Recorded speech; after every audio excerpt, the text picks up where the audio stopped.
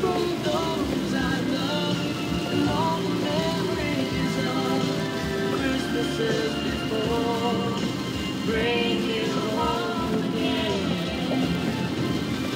The sea, the sun, the magic of the forest calling me, and soon I'll be home for Christmas once again. I'm coming home for Christmas once again. It's been too long away from those I love and all the memories of Christmases before. Bring me home again.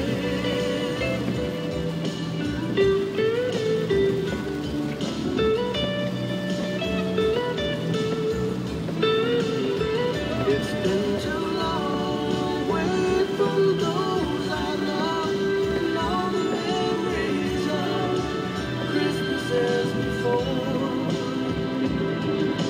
Bring me home again. I'm coming home. Merry Christmas.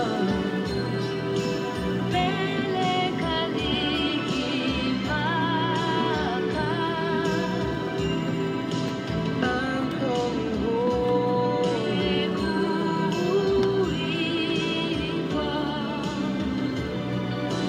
Mele Kalikimaka.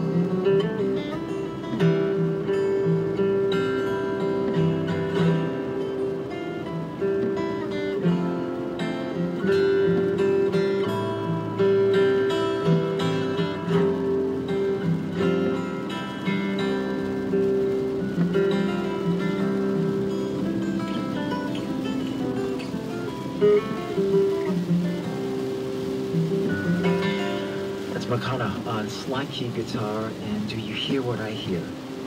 Coming up in our third hour, Eddie Kamai and the Sons of Hawai'i, Naleo, the Honolulu Boy Choir, and what holiday special would be complete without Willie K and Oh Holy Night?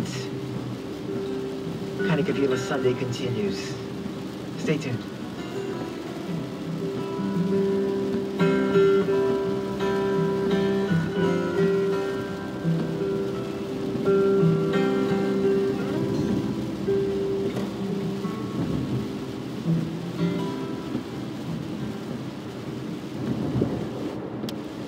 Today at 5, two virtuoso teenage pianists, Erwin Zhang and Micah McLaurin, will present a joint recital in HBR's Atherton.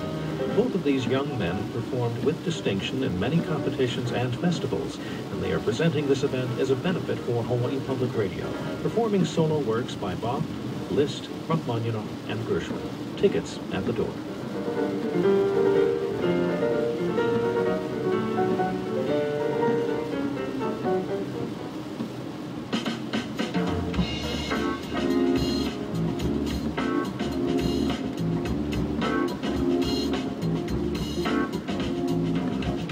89.3 FM, KIPO, Honolulu.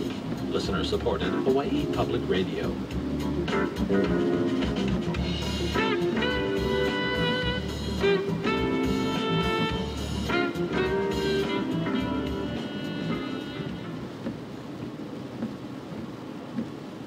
From NPR News in Washington, I'm Pam Coulter. After a just concluded emergency session, the UN Security Council announced it had failed to reach agreement on a statement designed to ease tensions on the Korean Peninsula. Russia had called on the powerful body to urge both North and South Korea to use maximum restraint. Russia's UN envoy Vitaly Churkin told reporters, "Within hours, there may be a serious aggravation of tension. A serious conflict for that matter." There is word that South Korean naval drills could begin within hours. Pyongyang warned of a catastrophe if South Korea went ahead with the drills. There's unrest in Belarus's capital after today's presidential election, with President Alexander Lukashenko apparently poised for victory.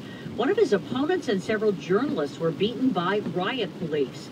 NPR's David Green says the candidate was on his way to a rally in Minsk. Opponents of President Lukashenko marched down the main avenue chanting, "Belarus is still alive."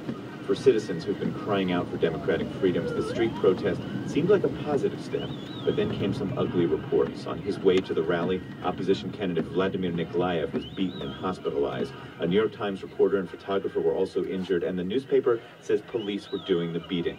Meanwhile, 26-year-old Maria Savelova, who came to Minsk with a pro-democracy group from Moscow, said two